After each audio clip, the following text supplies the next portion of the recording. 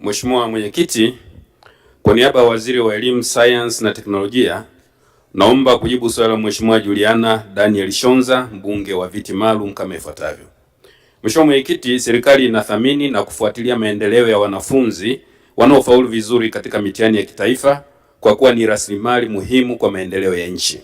Katika kutekeleza jitihada hizo, serikali imeweka mpango mahususi wa kubaini na kufuatilia maendeleo yao sambamba na kuwaendeleza kitaaluma.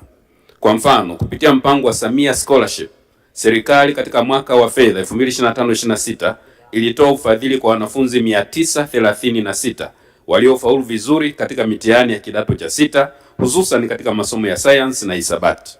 Lengo ni kuwaendeleza katika maeneo ya kimkakati katika sayansi, teknolojia, uhandisi na tiba.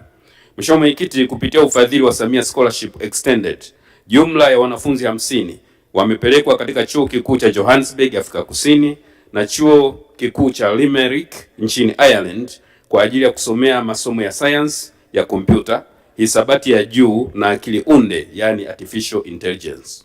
Mheshimiwa Mwenyekiti, serikali itaendelea kuongeza wigo wa kufuatilia na kuwaendeleza wanafunzi wanaofanya vizuri katika mitihani ya kitaifa ili waweze kuchangia kikamilifu katika maendeleo ya taifa. Asante.